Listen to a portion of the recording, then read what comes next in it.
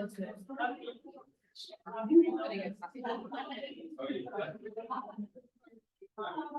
well, I think we're going to get started because I know there's some people that need to catch flights and get out of here. And I want to leave plenty of room to hear from our younger ecological economists. So welcome everyone to our closing panel session. I think I've met most of you, but for those of you I haven't, my name is Laura Schmidt-Olabisi. I'm a professor at Michigan State University's Department of Community Sustainability and the immediate outgoing past president of the society. So thank you all for attending this wonderful conference full of really great discussion. And we're going to close it out with a bang with our panel titled Bringing Younger Generations to the Table. So I'm going to be moderating this session, and we're going to hear from our younger generations of ecological economists. So I have with me here from the end here, I have Allison Murphy from Oregon State University Cascades. Yes, great. Liza Makambore from the University of Vermont. Rigo Melgar, also from the University of Vermont.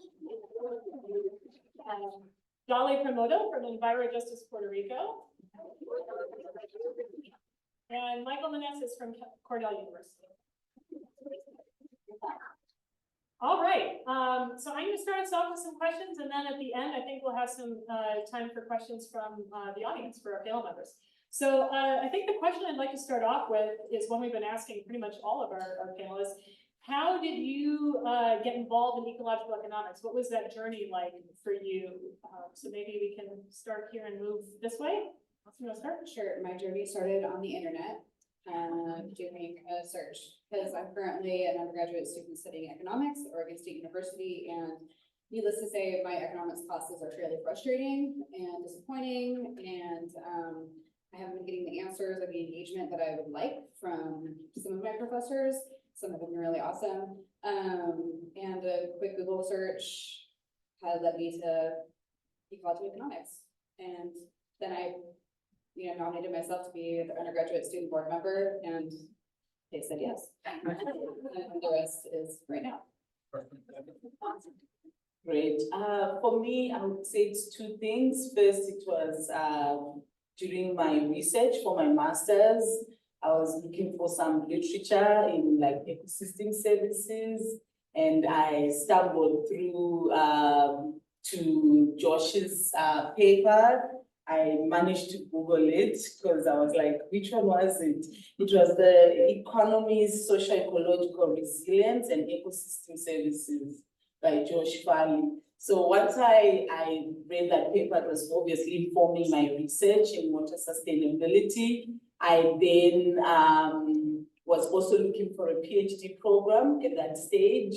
And so these events are totally unrelated, but that's how so I think ecological economics found me because when I was searching for the PhD program, I Googled, like PhDs that are like, current and transdisciplinary, but in sustainable sort of development, which is like a buzzword and so on. And UVM, sustainable development, economics, public policy and governance PhD came right on top. I don't know if it was optimized for me, but so I think it's two ways that I found, or ecological economics found me through the Journal of Ecological Economics, particularly the paper from Josh, and through the program that I am in. Thank you. Well, thank you for inviting me to the panel, and I don't know if this is working, but. No, maybe not. But yeah, so it was completely by chance that I found ecological economics. To make a long story short, basically back in 2011, I'm that old by the way.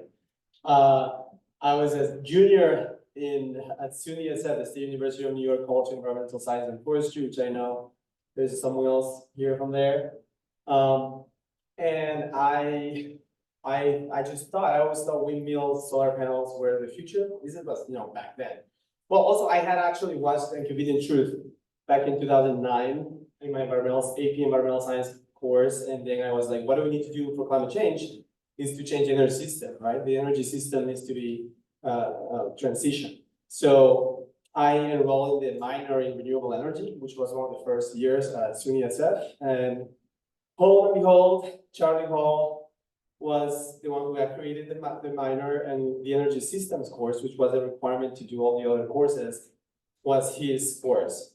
So I took that course as a junior, 2011, and then he kind of like introduced me to the biophysical foundation of economic systems, and I just couldn't look back because everything just didn't make sense to me after that. I mean, everything started to make sense to me after that. So, and then I did masters, at CDSF too, in environmental science. Charlie and Professor Sadis actually and others, Karen Lindbergh, were part of the area of study in biophysical and ecological economics that I had created. So I enrolled one of the first master's students in that area. And then I did a master's in public affairs at the same time too at the Maxwell School, and I was interested in policy, international development. Actually, I focused on UN system.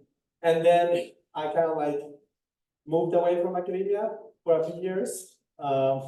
And I was, with my dad working at his company he's a fire alarm engineer. So he thinks in systems, he's always drawing the systems, and he knows when the system won't stop the fire if you got some flaw. So it's kind of like that kind of thinking. And then the opportunity came up, and actually Charlie was the one who sent me, he always has had my back.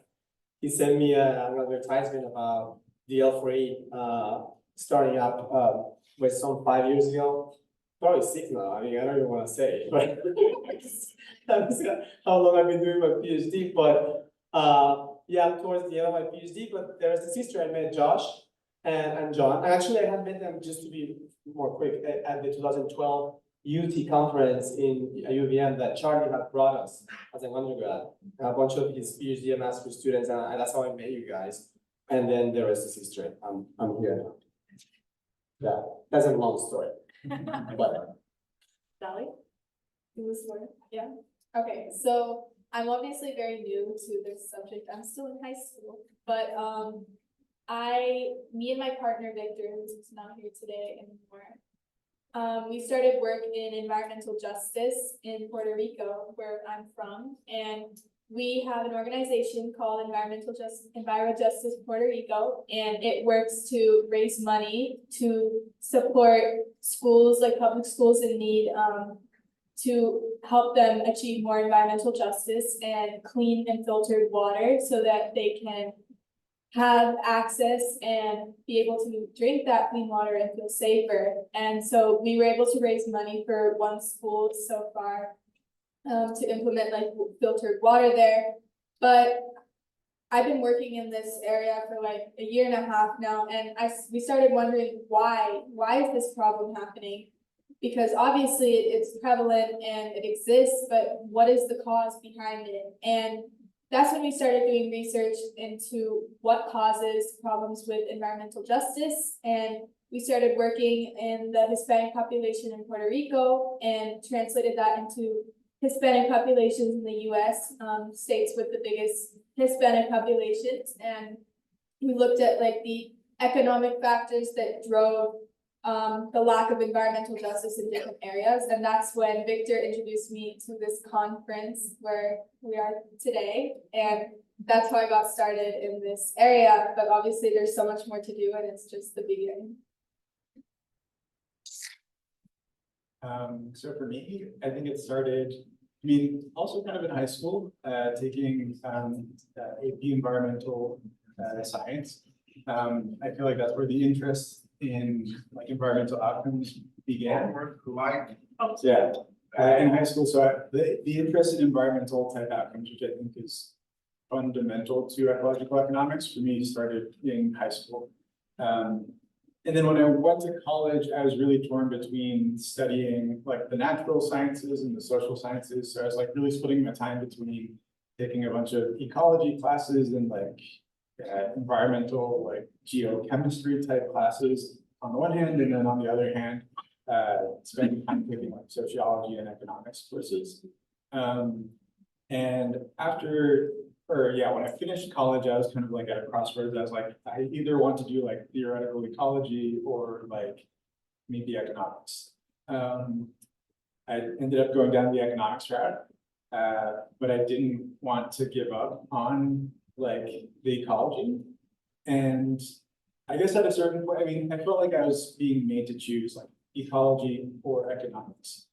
But I just really liked both of them, so I just decided to not stop doing either.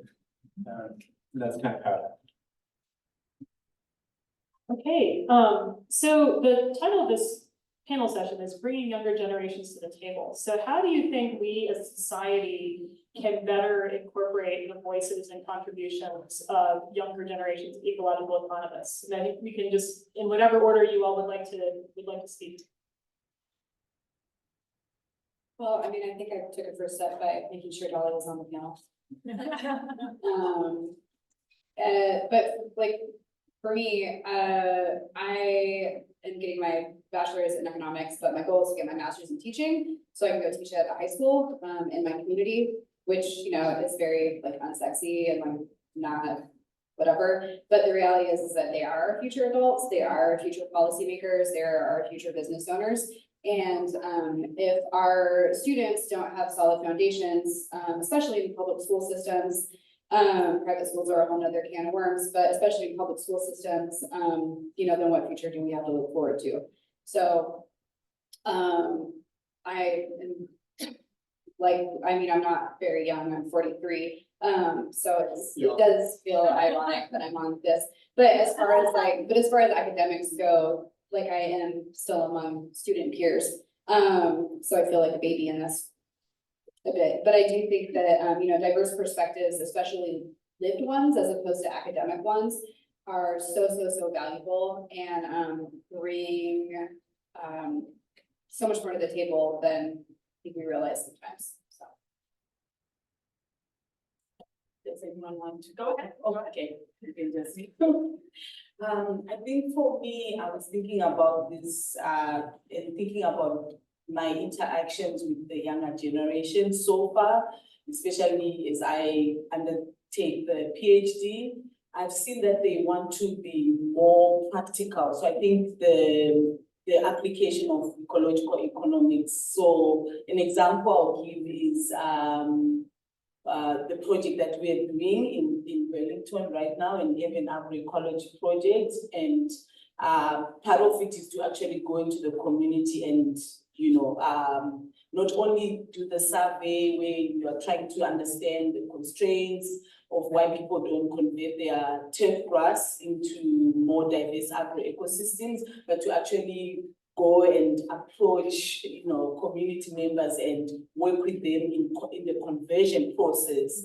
I feel like that's an area where we can really recruit and, you know, make the younger generation more conscious about EE and its implications, so the practical side. And then also, secondly, I'm thinking of mixing scholarship with activism as well. I think it's important. So, you know, being in groups like Rethinking Economics, where, you know, it's a global network of students and, you know, just really pushing, you know, our ideas in ecological economics. So those are the two practical ways. And also, I also believe in the teaching part that Alison has covered.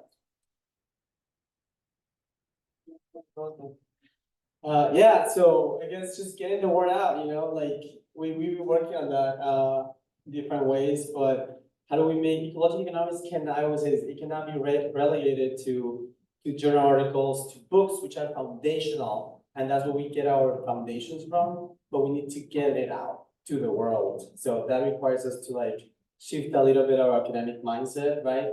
And be more open-minded to, and I know it's difficult because it does require time, and it requires, you know, a lot of effort that can go beyond what we have.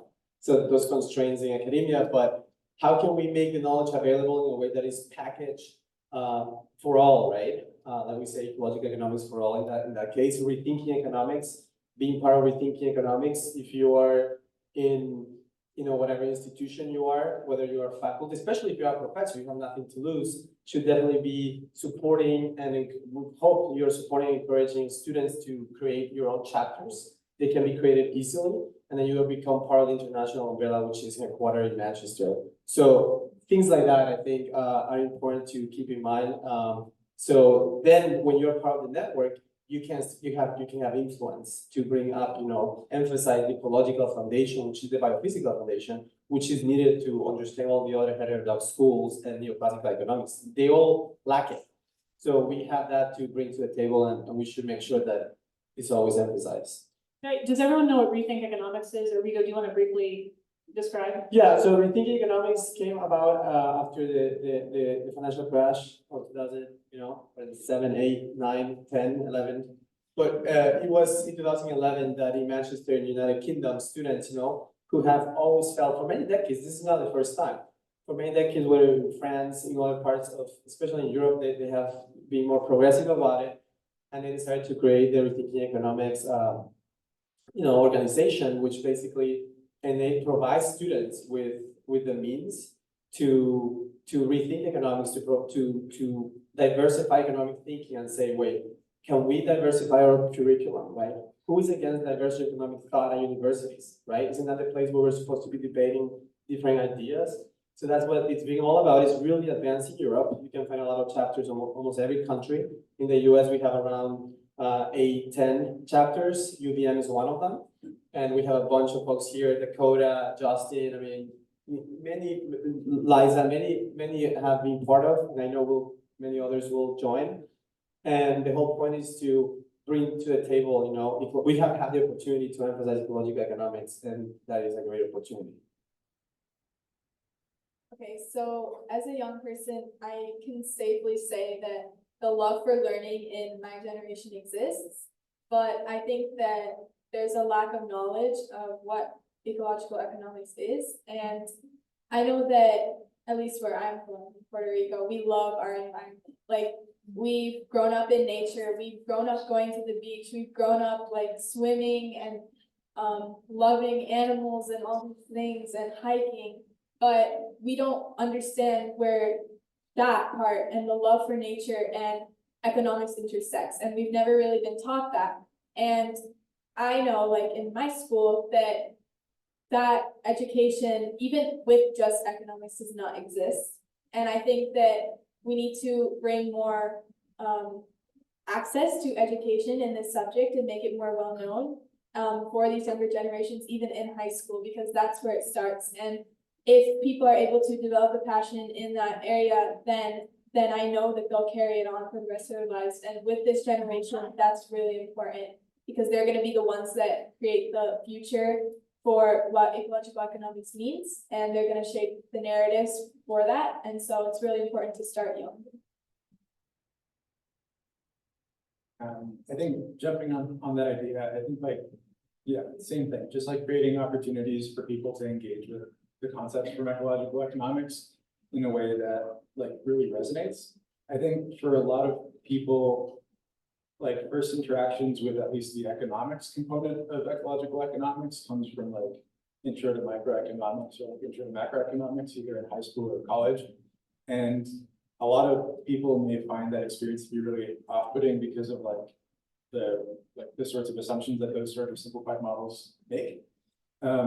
So yeah, I feel like if you're someone who's involved in higher education, for instance, finding ways for that neoclassical microeconomics course to not be people's first interaction with economics would be really great. So project-based courses where you get to maybe learn an economic concept and an ecological concept, and then quickly apply that to a project that means something to you, so that you develop a more personal stake in it.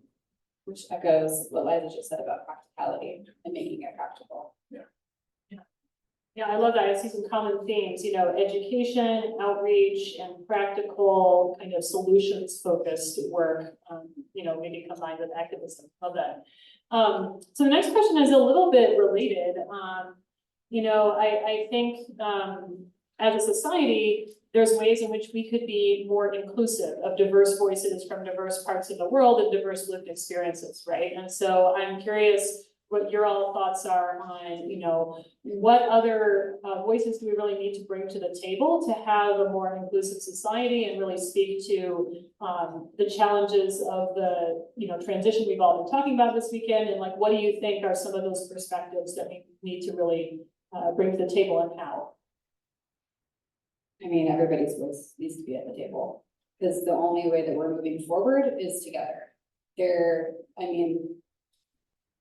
No shade, but like the guillotine is not the way forward, right? Because when we start to other people, despite certain life choices or certain life circumstances that they found themselves in, then we're continuing the othering.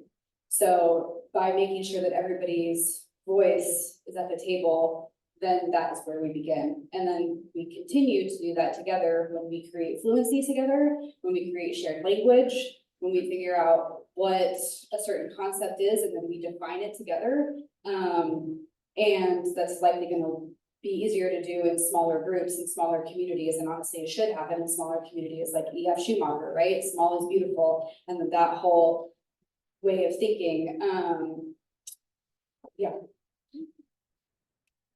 Great. I just want to have on to the last point, like the language, creating like a, common language and communicating it effectively, I think is part of the strategy. But I also wanted to piggyback on the last session we had with Nina. I wish this session were being recorded, because it's it's definitely one of my favorite this conference, and I learned so much from there. But there was a topic around indigenizing ecological economics curriculum, because I was asking the question, prior to that discussion, if the fathers of EE, like your Yemen Dailies, your Odoms, if they manage to bring in natural sciences, biological systems into economics, that is radical, right? And I was questioning why, or what is the problem currently with amplifying or centering indigenous knowledges into ecological economics. So we had a huge debate, and there were great ideas. I didn't know about indigenous pedagogy. Maybe the people who were in that session can share a little bit later on, but really to make concerted efforts to bring indigenous knowledges into mainstream, but also like taking a strategy where you kind of create a twin knowledge. So I'm a mom of twins, so I understand twins. Like, how do we bring together Western knowledges and indigenous knowledges to create a new knowledge system? Because we keep on saying we know that there is a problem in the current knowledge system and information flows, but how to do that. And I think it's also part of a key part of the strategy. So I'm really looking forward to the future of EE. How does it look like with this part of history coming in, which is how do we indigenize the curriculum? How do we indigenize and bring indigenuity into the history of ecological economics? I think that's something I'm excited about. Yeah, that's great. We definitely need to, it's a transdisciplinary school of thought, right? Which is the coolest thing. I don't think of any other of the head of those schools, or I love many of them. I really appreciate what they have to have, but none of them call themselves transdisciplinary. I don't even know what a field calls itself a transdisciplinary, very few. So that should enable us to be very focused on diversity of economic thought and bringing in, feminists, ally yourselves with American, not just American, I mean, for the US society, I guess, with feminists, with post-cancers. Many of these groups are dispersed, and it would be good for UC to meet, maybe even try to be a network of networks among all the different ones. And they are not having, I don't know, it would be great to team up. And I knew there was a feminist economics in the call for abstracts. So that's a start. but it would be great to team up with all these different schools, all these different, there's so many people out there who are in the US, who are doing heterodox schools. And it would be great for them to get the seeds planted on the biophysical foundation that they need to have hopefully better, outcomes of their, or thinking in their theories that they are trying to develop. And obviously just having opportunities for young people everywhere. Maybe at some point we can expand the leadership of Ecosoic and provide, like it used to be the dream to have, I said this a couple of times already, but the dream at the beginning of the leadership of Ecosoic was to, spread nodes across universities, and find ways to fund, graduate students so they can pursue that program, maybe have even some online required courses, right? Since everyone's gonna be spread out in, ecological economics, theory, ecological economics. There are ways that you can do this. And as you know, at UVM, we're hopefully gonna start the master's in ecological economics in the fall of 2025, which is gonna be online. And the purpose is to start to do something like that, to draw in from all the different talent that exists. Like, Laura could be helping to teach a module she wants to, and the faculty is gonna be spread out. So there will be more opportunities, so we just gotta stay engaged, and most importantly, before I forget, continue to communicate more. I feel like maybe we can create that WhatsApp group that I said that we should, but how can we stay engaged, share ideas, and we gotta connect, because otherwise we're just doing this work in isolation. And I feel like that has been the norm for all these years, and I think we can do better in sharing the information. I definitely agree with everything that's been said, and we're here today to discuss the younger generation, and I think that's one of the most important things, one of the most important groups to include at this table. But I agree that everyone does deserve a seat, and that not one group is more important than the other, and so it's important to make sure that everyone has access and feels safe and ready to be able to have a seat at the table and make sure that their voices are heard. Yeah, and I think that part of that is like expanding the set of places in which like ecological economics happens. So it definitely happens in university settings, and it like happens in ecological economics departments where those exist. Maybe in some economics departments, some ecology department, but like expanding outside of the university setting. I feel like that's where you could like really start to get some like wider collection of ideas. And I guess just like it's important to try to figure out like ways to institutionalize outreach and like the collection of ideas from outside of university settings. I don't have expertise in like community engagement. Maybe Laura could like teach us a thing or two about that. Yeah, I can do that. That would be important. Yeah, Liza, go ahead. Yeah. Okay, I just wanted to say, because I heard from Donna that, the young people want to learn. I think there's a piece of also like epistemic injustices, like in our writing as scholars, to also try and really find out who said this concept first, and bring like justice in, in our citations and all of that, because there's also a need to tell the truth and the history in its entirety, so that we can teach the next generation. And in that way, we have also learned from our own mistakes. That's a great point. It reminds me of a conversation I was just having with Robbie the other day about, when we as academics are citing research, when we're putting together the history of our field, who are we leaving out? Who are we not citing, right? And there's a movement in academia that, cite Black and Indigenous scholars, that cite women scholars who have been so instrumental in our field. So we can all be more conscious of that, absolutely. Okay, this is the last question I'm going to ask you, and then I'll open it up for audience questions. What is one thing, or maybe a couple things, we can't narrow it down to one, that you really struck you, that you learned or you're taking away from this conference? And what is one call to action you have for the group, the society? The one moment that I hesitate to be the first. Okay, the first thing that comes to mind is that I feel like I've found my people, so thank you. That's been really awesome to have these side conversations and also just to witness everybody's really hard work and research. It's been a gift to be present for listening and learning from you all. So thank you to all of you.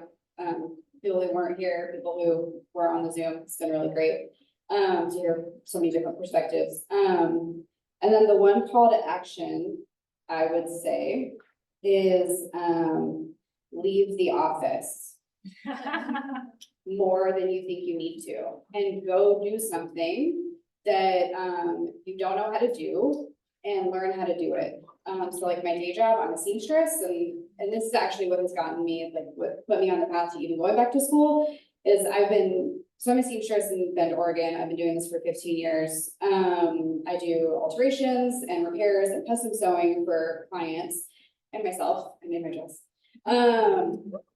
But so, you know, and I will say that I do find it interesting that nobody has touched the fashion industry in any of their research. And so that is something that we should all be looking at, because this is the fashion industry, textile industry is a huge sinner in, you know, all of these metrics.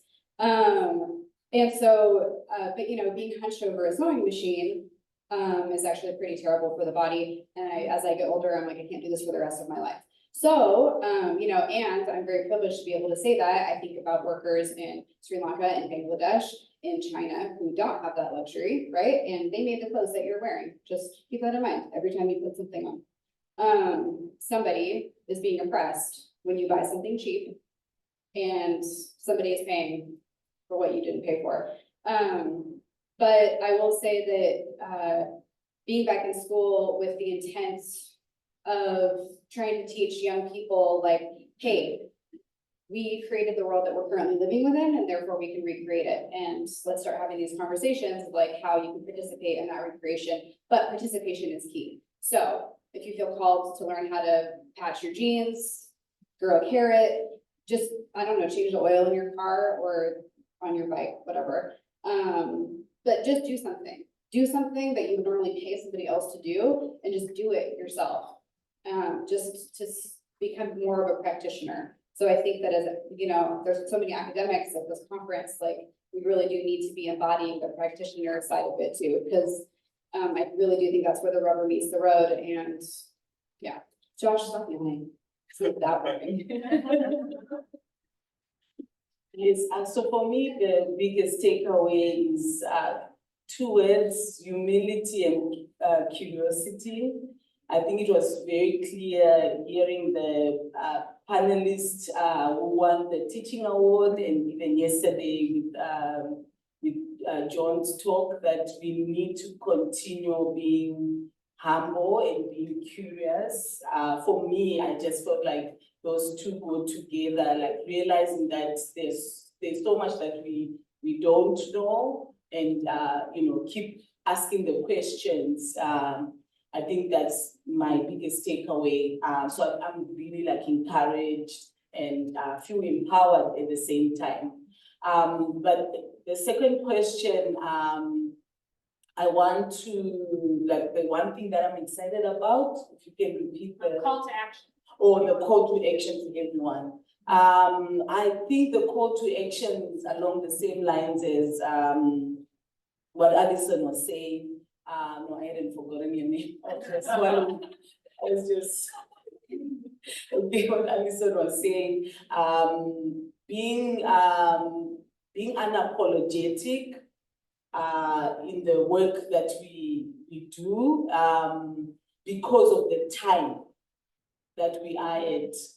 Just taking from John's talk yesterday, realizing that there are so many people have run the race, our ancestors. So in one of the things that I bring as an African descent is recognizing that your ancestors, they always are with you. So even when I enter this room, they are here with me. So recognizing that there's so much that has been done, they've been laughed at, you know, all those stages. They have no doors, they were rejected, but now we're at a stage where the window is like open. That's why I'm like, let's go do it, let's be unapologetic, but also let's be authentic. So that's how it connects with what you were saying, like really being authentic, because the younger generation, they notice a mile away if you're fake. They like smell it, so just be authentic. So if you love making clothes, if you are really about gardening, if you give names to trees like me, do that and be weird like that, but know that it's how you connect with the trees. I was also going to give an example when in thinking about this question. I had an opportunity to choose between university, okay, I don't want to say the name just in case I'm calling them out, a specific university at University of Vermont, and making the decision was very difficult for me, but it boiled down to my relationship with my supervisor. So for me, it was when I went and I met with Josh, and I felt the Ubuntu, for those who did come to my session, I felt like it was exuding from him. And I was like, that's the guy that I want to work with. So just talking about being authentic and unapologetic. And then also meeting, like guys like Sam. I remember the first day I met Sam. Sam is like, to me, like a scholar and an activist, but like, in his own way. I thought, okay, so what did I really sign up for? He was wet with Meg, they were coming from spearfishing. That's authentic. And to me, that was so attractive. So whatever we do, let's go out there, let's be unapologetic about our values, our perspectives, but let's do it in an authentic manner. How do I follow that? I'm just gonna walk off the stage. What was the question? One or a few things you're taking away from this conference, and what is your call to action for the group? Okay, yeah. Well, my takeaway, first of all, I wanted to thank John, for, being the president and volunteering your time. It's essential to acknowledge that. I have my two advisors who are also involved in myriad of things. And sometimes we get upset when they don't answer our emails or something, but everyone is putting volunteering time because they care. So you really have to care about this. And John has, I know Laura has done that too. She used to come to our monthly meetings for the Rethinking Economics when we were developing that course that was very successful last year with the network in the US. So that volunteering time that you're pouring into it, I just wanted to thank, and everyone else who has been part of, like, you have done amazing work. All of you have been part of UC, and hearing from John how he was part of the foundation of it, and how long you have. At the end of the day, I'm thankful that you have created this space for the past 25, I don't know how many years it's been, but for different people. And the most important thing is to continue doing it, but make sure that the doors are open, right?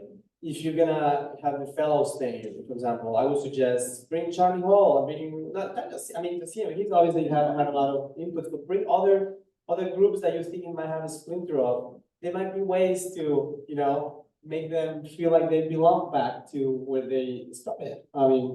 So that's a way to bring people together. And calls to action. Just work with Rethinking Economics and create your groups and encourage your students, whatever you are, whatever institution, and whomever to be part of it. And for UC to continue to ally itself with it so that we can encourage diversification of economic thought everywhere. I think I understand UC, for example, might not have the capability of doing a lot of that activism, but it can definitely find ways to support like you have. We was a year of meetings, by the way. I just wanted to again, thank Laura. A round of applause for Laura for her volunteering work. She's finishing up her tenure as president and then outgoing president. So yeah, and then obviously everyone who has come before us. Georgesco Rowan, Herman Daly, Howard Odom, Donella Meadows, who I think should be also inducted into the Hall of Fame, I guess, of UC. And then I can go on and on, but just, I'm just grateful for ecological economics. Obviously, I do care a lot about this field. That's why I came back. I always tell people I would have never in a million years done a PhD. Just never. If I couldn't have focused on ecological economics. So I just hope that we can continue to get connected and spread the word to everyone, to all. The one major takeaway that I'm gonna take with me from this conference is to stay open-minded and to listen first and react later. Some of the perspectives that I've heard and some of the topics that I've listened to in the past day and a half have been things that I had never heard about and things that I would have never heard about if I hadn't come here. And there were perspectives that I would have never considered and that didn't really align with things that I had thought about before. But after listening and telling myself not to react, but instead to listen with an open mind, it's definitely made me grow as a person just in the past day and a half. And I'm really, really grateful for that. But one thing I just want to say to everyone who listened to me and Victor's presentation yesterday, I'm so grateful because I felt so accepted sharing my work with all of you, and that's something that I haven't really felt before in such an academic and prestigious environment. And so I would encourage everyone to keep supporting and encouraging younger people and to listen to their ideas just like you did to ours, because that's what's going to encourage them to keep sharing them and shape the future of this topic. I just want to commend you that if as a high schooler, you have the wisdom to understand it's important to remain open-minded and allow new ideas to push your thinking. You are set up very well for life. So congrats on that.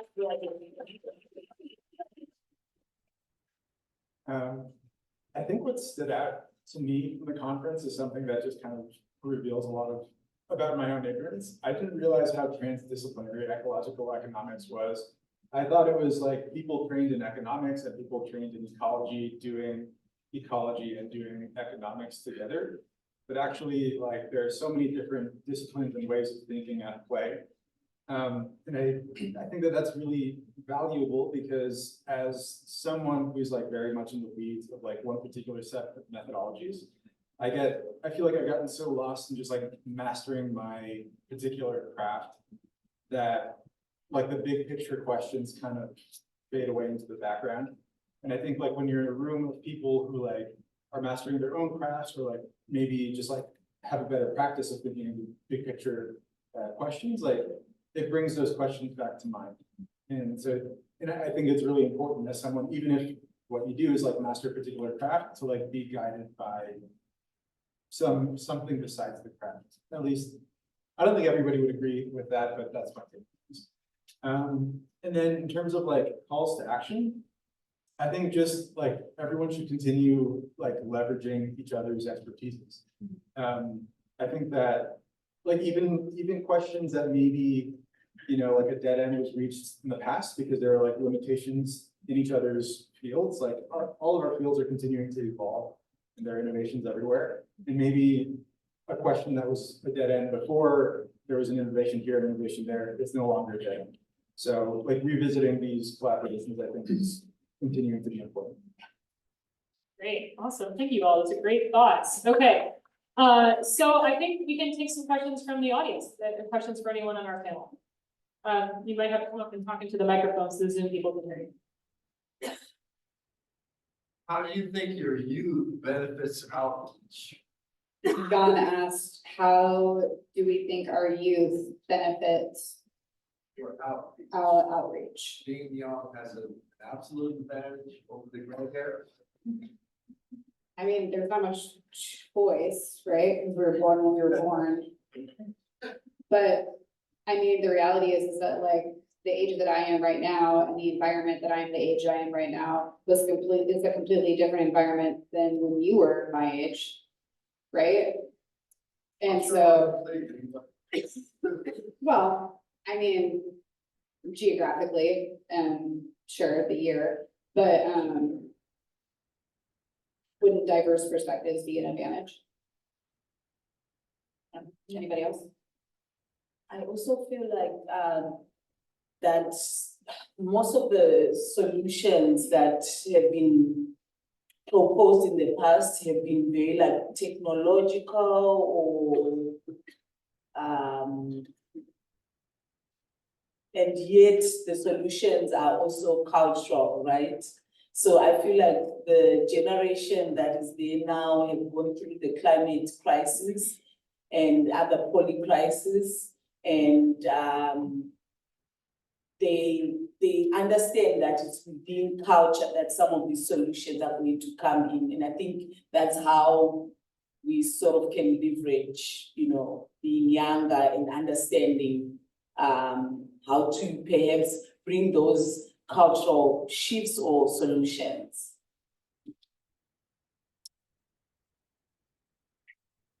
Yeah, I think one thing that, you know, this highly individualized, you know, fractionated US culture does is it, reduces the opportunity for intergenerational learning. And I think that that's really important. We can all learn from each other. I think you said, yeah, other question, please. Here. Yeah, can you hear me? Or I can repeat so folks on Zoom can hear it. So go ahead. Can Zoom hear me too? I now have the microphone. Come on up. Yeah. I will join you, Deborah. Okay, so I have a comment and a question. But first of all, this is really exciting for me to see such a diverse group on this panel. And for me, because I came to this conference, because I'm the only Black PhD in ecological economics that I know of. And so I like to find some others. So I'm so happy to see all this movement. I really feel like how do we begin to really reach the masses, particularly urban folks, because that's where it's lacking. We don't need to be high up here. We need to really start to talk to people and meet people where they are. I mean, I got into ecological economics because I happen to be an administrator at RPI. And one of my faculty members said, you should think about ecological economics because you're interested in brownfield redevelopment. I mean, that's how it happened. So it was like I was kind of got into it. And so John Palomine was one of my classmates. Yeah, hi there, back there. So I say all this to say, we really need to figure out how we cultivate our youth and reinvigorate our elders, because that's what makes a sustainable community. And I am a seasoned woman. So yeah, seasoned, because things taste better with seasoned. So I'm a seasoned woman who is really wanting to connect with the younger generation, because that's where the movement is. But we have to work together. You know, it's about coming together. So my question for you is, how do we begin to really focus in on the younger youth that are in the urban areas to get them to understand how important ecological economics really is? And when someone asks me, they always say, what is that? I just say, it's how the society, the environment, and the economy are interrelated, interdependent, and intergenerated. So just give them something very simple that they can think about, you know, because they're interconnected, we're all connected. And if the pandemic didn't show you anything else, that's where this is the time for us to really show the importance of ecological economics. So I wanted to say that, and also ask, how do we begin to focus on their, because you need to talk to them about what's important to them, not what we think is important. Because we think that maybe they want more jobs, but they may want to support in their community. So how do we show them that ecological economics is the way to go?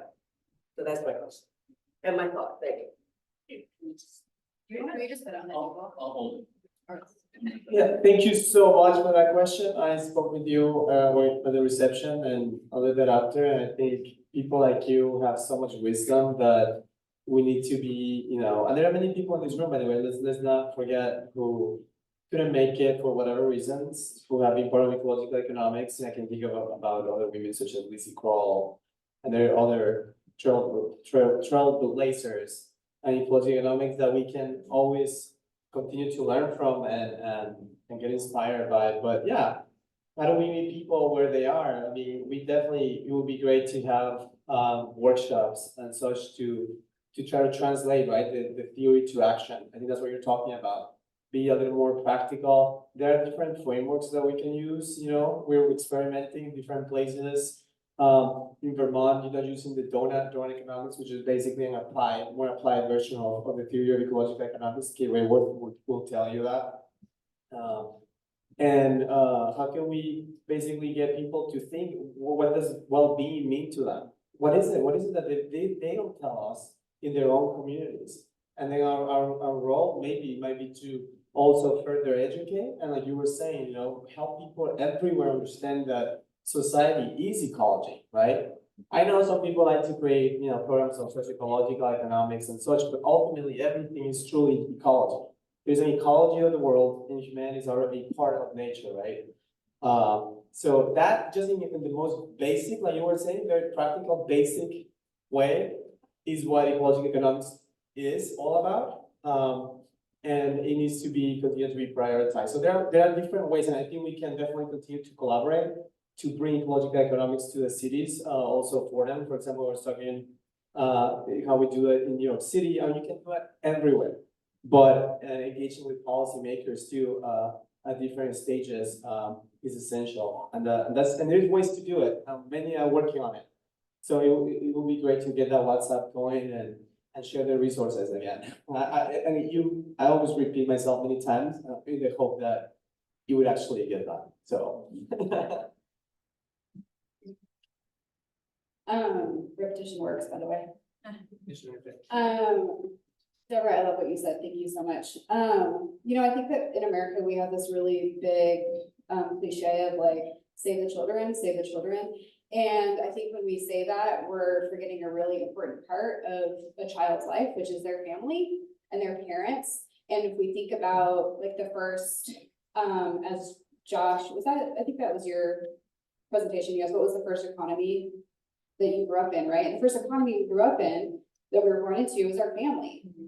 Right? And so like, we can't just focus on the children and expect like excellent outcomes without also focusing on the health of their family and the health of their home. And so then we're getting into the weeds a bit, but the weeds need to be tended, because then we're talking about, potentially thinking about universal basic income so that people have more time to do things like grow their own food, make their own food, mend their clothes, spend more time outside together and commune as a family, commune with their community, making sure, right? So when we have families that are so stressed, and then these children are in public school systems and the teachers are doing more than they need to because the kids aren't getting the support that they need at home, right? It's like, it's so interconnected.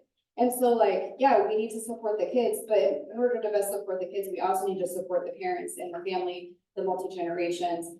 It's just all intertwined. So then we're getting into policy, and anyway, that's again tangential, but I do think that, parents need to be supported too, because who can best support children is their parents, right? The government needs to stop stepping in, right? Like, let's dismantle the foster care system. Like, let's keep kids, not really, but do you know what I mean? Like, let's keep kids with their families and then at least support their families so that these communities can be stronger, and then we can actually see these communities grow in a way that is in an ecological economic sense. I also feel like there's a huge piece in how we communicate, and I think those who attended the policy workshop, we spoke about the 7 principles of inclusive science communication, and it includes practical steps like, having long-term projects, like, in our grant writing and in all the projects that we are in, let's think more long-term so that we begin to think, intergenerational or transgenerational, whatever it is. But I wanted to just say, it also speaks to our communication tools. Like these days, where is the learning taking there's podcasts, right? And I don't know, you can educate me. Like, we also need to go there and start, speaking to them, because if they're not hearing us, so we need courage to go into those spaces. I know some of us are like, oh, I'm like, a little bit not tech savvy, and these kids know a lot, but they actually want to hear, like you say, there's a lot of people want to learn and so on. So let's go to where they are and communicate effectively. If we are communicating to ourselves, we have already converted, right? Yeah, so that won't get the results. I hope that, and thank you, Deborah, for just encouraging us throughout this whole conference. I would just super quickly say that at Syracuse, when Charlie Hall was there teaching, I think he still continue the program, but he tried to bring biophysical ecological economics to the high school. And there was this connection, this program, and we can learn a lot from it. I just wanted to point out that there is such a thing. And I think they have continued to do it. I haven't followed up, but it was something that he tried to establish in different schools. And a lot of them, Syracuse is very much 25% African-American population, and the core city really benefited from these programs. So there are ways that, and people have fun. I also wonder if like another idea with exploring is like finding the physical places in your communities where people congregate. Like that could be like a church space or like a little league baseball league or something. Like talk to the leaders in those physical spaces and extend an invitation. Like, I want to invite everybody in this community to like go on a hike with me on this date where like we're gonna have, like an ecologist share thoughts about like the things that happen in the forest or something. So that people can, it's just like an efficient way to find lots of people and like give them experiences where they can then, like build those personal connections with like nature and like the connections between nature and the economy. I just want to quickly say that I think social media is a great tool to use to expand awareness, especially for young people. TikToks, podcasts, Instagram reels, to bring awareness to like maybe events that are happening, so that they can like know about it, because it's a great tool and everyone's on it, and so it should be used for that. Do you want to run our TikTok account? We don't have one yet, maybe we can start one. We can talk later. Okay, a few more questions. Yeah. So, Stephen has a microphone. Thanks. so I'm wondering a few things. One is if you all can tell the audience what your why is for why you like to study ecological economics, and not like what brings you here, but what keeps driving you. And the second piece of that is that we talked about on the panel inclusivity. And we also talked about policy. And so, in my background in political science, when we talk about policy, usually it's for whenever you develop policy, it's always in favor of one group over another, whether purposefully or not, like whether that intention is there or not, it's going to exclude certain groups. So as you're thinking about your why and advancing certain agendas, how are you thinking about inclusivity and the people that will be left behind inevitably in those policies that you might advance? Keep it light, Lindsay. Jeez. Can we get Laura to like, you want to get on Laura? No, I want to hear from you all. Okay, I think you wanted to. Maybe I'll go with you. Yeah. Wanted to give you the chance.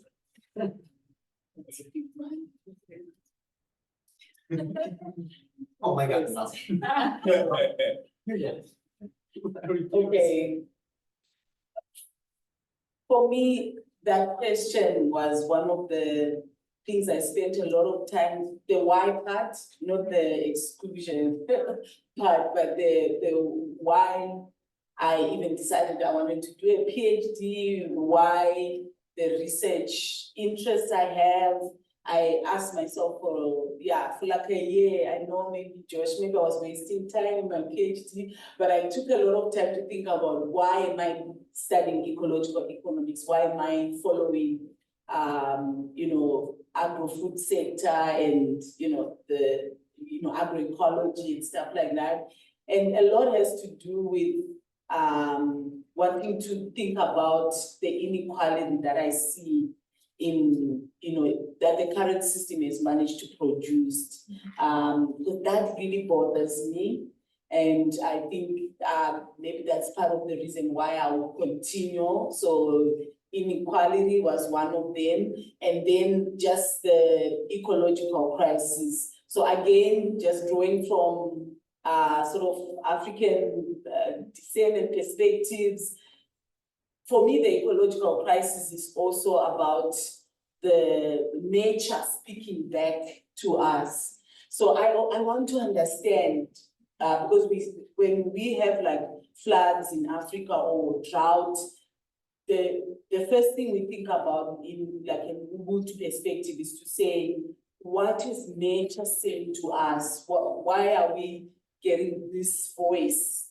Because we are supposed to be living harmoniously, like in an ecozoic, fashion, like where you live in a mutually enhancing.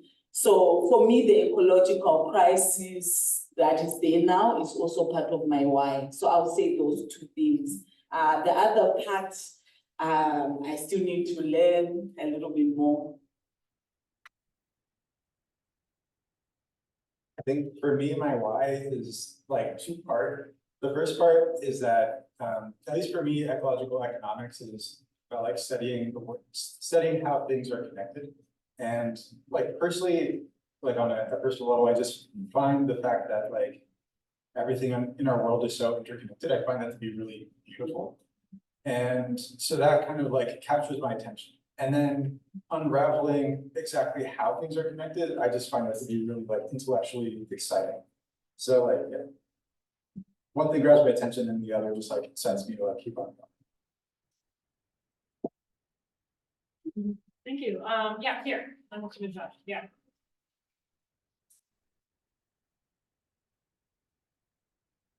Hi,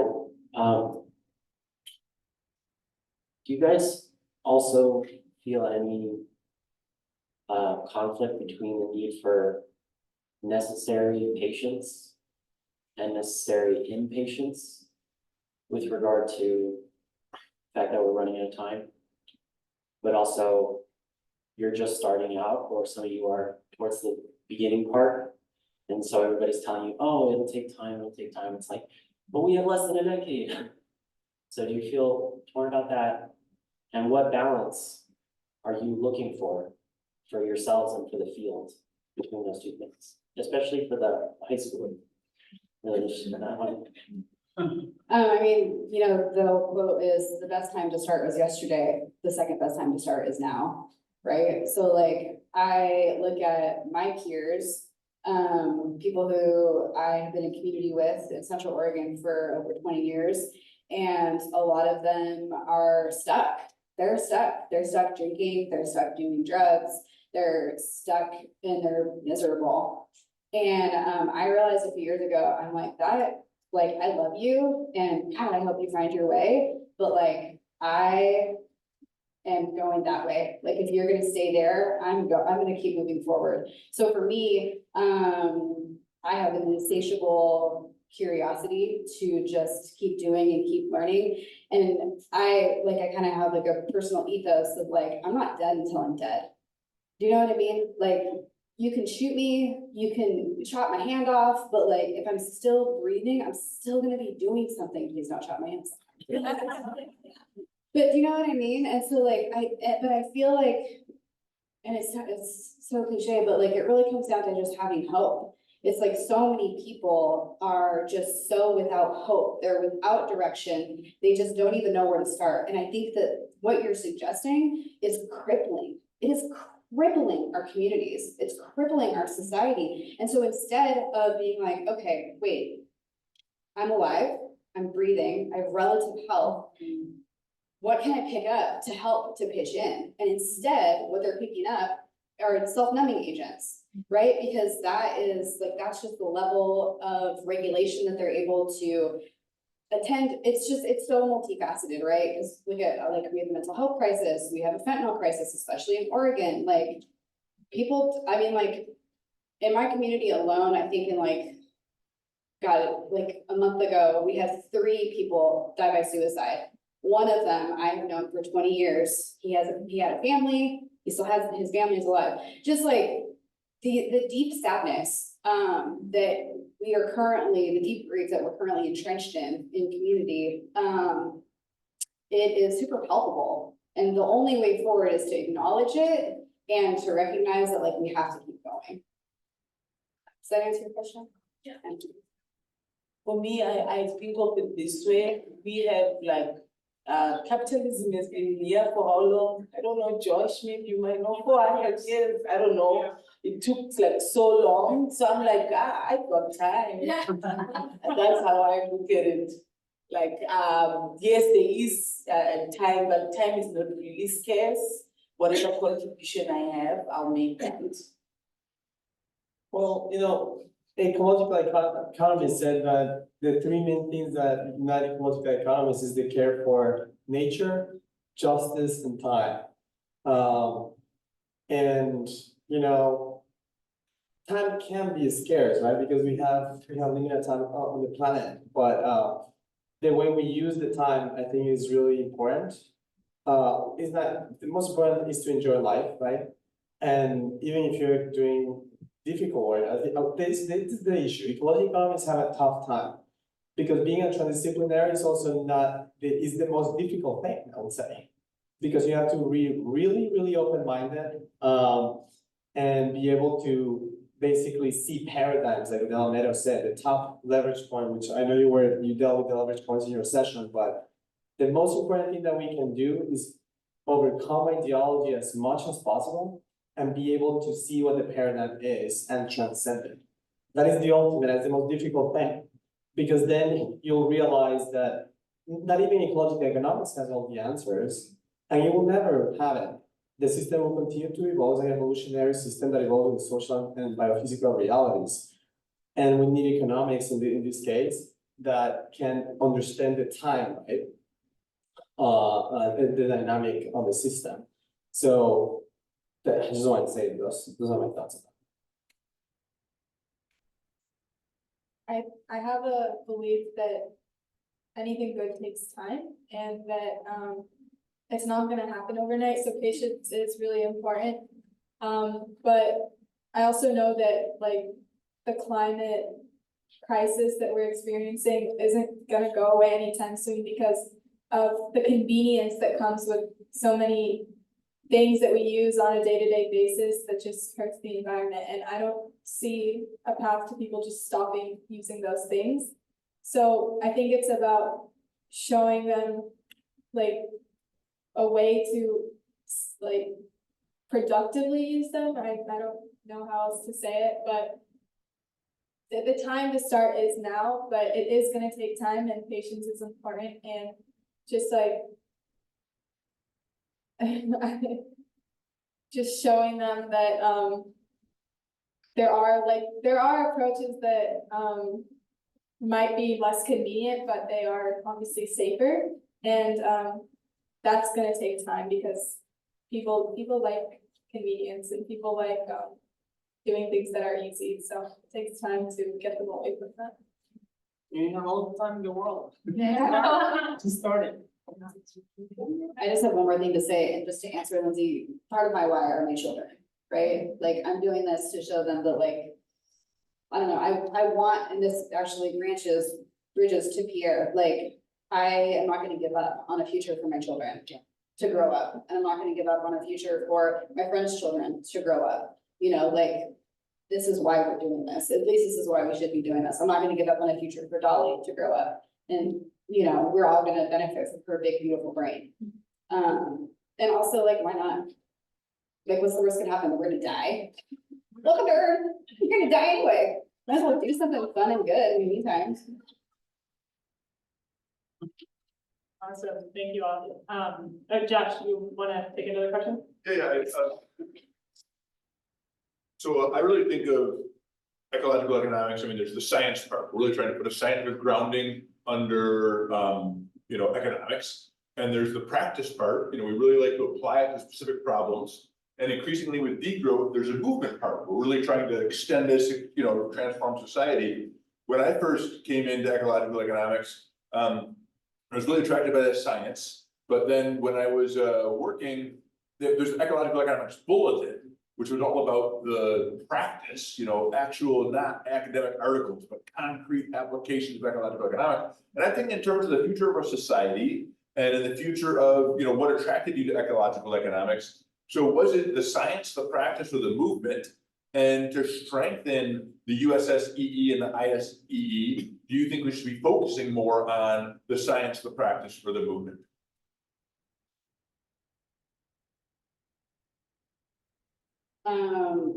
I'm definitely into movements. I mean, we're all moving forward, like every day, we are making choices, right? Like, we don't decide our future, our habits decide our future, right? So like, anything that is used to study, like, that is the future that we wanna see. And again, just like the question earlier, like, whose voices deserve to be heard at the table? I mean, all three of those things need to be at the table, right? Like, we need to be in the middle of those things, because they're all equally valid, right? Because we can't, I mean, like, we're currently in a system of imbalance. And so when we don't consider all of those things, then we're going to be imbalanced. And do you think the societies are balanced, or are they too focused on just the science academic side? Oh, I'm talking about like Yeah. society. Yeah. You know what I mean? The big S. But yeah, and then as far as, what was the second part of your question, how to keep them all together? What would be the best way for promoting ecological economics as part of the USSEE or the ISEE? Oh, got it. What should we focus on? What should we be trying to push forward I to mean, attract more young people? I really love, Rigo's comment for UC to become a network of networks. I mean, I think that that's really great, because again, like, I mean, I'm new to this, and I think that there's a handful of new people, but a lot of you guys have known each other for a really long time, right? And so, and I think that that's the goal of us being on this stage, is like, this is the next generation to like, that you guys get to pass the torch to, in so many words, but, and so, yeah, creating the network of networks, realizing who else is out there, who else is doing really good work, and, starting those conversations. For me, the way because I'm also like new to the country, new to the society, and I feel like the science has really been challenged with the tensions of transdisciplinarity, and maybe that has caused some of the derail in like curriculum change, or having more ecological economics come to the mainstream. And perhaps I would say maybe if we focus on the activism. So if I was to be like giving like a ranking, I would say activism, practical, and science, in that order. And also because of us being conscious of not wanting to be co-opted, to become like, to still maintain our sort of critical mass and so on. It's best to focus on the network of networks and the activism, because we want to be able to be listening and also like looking at ourselves and being critical. That should take us forward. That's my thinking. I'll try to be super brief. No, I will try. Look. Wait a second. Look, UC has a lot of potential. The creators knew it had a lot of potential. And I think it came after the European Society was trained in the 90s. I think that was the earliest, right? After IC 1989. And look, academia creates certain constraints and barriers, and that's a reality, right? And also some people just don't feel comfortable with doing activism. But part of doing transdisciplinary work is being able to be open to it and at least enable others who are to do it. Don't shut the doors to it. You don't have to do it yourselves, but you can bring in people who do and support them. And the science is extremely important, right? The biophysical foundation, for example, that has been developed and it needs to be continued to be developed, is an important component that then enables us to understand how systems work, right? And then obviously we have these other social aspects and other ethical and moral issues that are essential, right? That gives us the care to even do this work. but yeah, there's gotta be a balance in some ways, but most of it just being open to it. And I think like, engaging more with rethinking economics, which you have already been trying to do with that course that we did, and other areas, I think is important, because, yeah, not one person, not one organization can do everything. But you can definitely work in the network system to back them up and make sure that ecological economics doesn't stay just relegated to the journal articles and the textbooks, which are amazingly important, right? We need to continue to develop that knowledge, but we need to go beyond that to truly transfer that knowledge into policy, which is being done, by the way, it's trickling. So there's a lot of hope, just quickly, the European Parliament, for example, last year, this is the second time they have the Beyond Growth Conference, and I would recommend UC, if I may, to consider having more conferences in Washington, DC. It's time to do what the Europeans do in many ways. They do a lot of great things there too, and they're more progressive, it's easier for them. But there is no reason why we cannot have conferences in Washington, DC, such as the Beyond Growth they're having at the European Parliament in May of last year. It was actually hybrid. I joined online. People could do it. It was free. Obviously, might not. We could maybe cannot do it for free. Maybe we could get funders. I don't know. But by creating that network of networks, it makes it easier.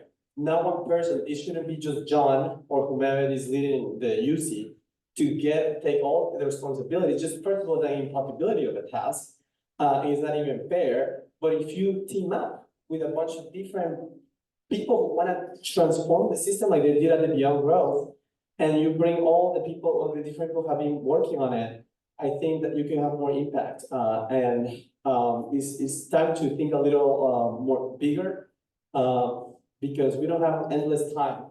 And I do worry about time a lot. Because especially on the scientists say by 2030, you should have already had your systems prepared for energy transition, and we are being very slow. And the carbon economy just has us trapped, but there are ways that we can do these things, and we should definitely learn from other societies and be open to it. Just a short comment. I feel like, on a personal level, like the science is definitely more of my comfort zone. But I feel like we live in a time where like science for the sake of science is kind of like a luxury that we don't really have anymore. And so like for some people, maybe like the contribution is the science, but as a society, I feel like definitely need to prioritize like doing something with the science at this point. Yeah, great point that, collectively, we can do all of those things. It doesn't mean that every person individually has to do all of them well, but we're a collective. Awesome, thank you guys so much. So I want to wrap up by involving all of you in closing us out. And so what I'd like to do is go around the room and have each person give one word that reflects what they're taking away from this conference. So I'll start, and I want to finish up. I'll come around and I want to finish up with our panel here. So we might not get all of it on the microphone. I don't think there's anyone online actually anymore, but we might not get all of it on the microphone, but we'll get some of it. So I'll start us off and I will say future. Solidarity. Love. Tree growth. Yeah. Inspiration. Community. Second, cooperation. Food. Hope. Camaraderie. Reflection. Connection. Empathy. Justice. Justice. Opportunity. Stephen in the back here, please folks. Why not? And Joy. Work. I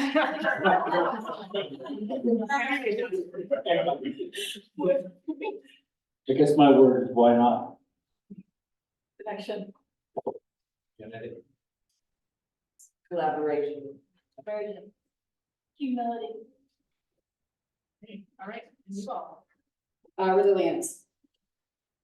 Courage. It's one word, one.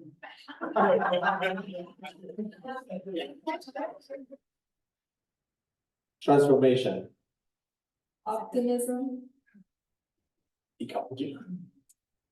Thank you. Let's thank our wonderful panel. Let's just get them starting now.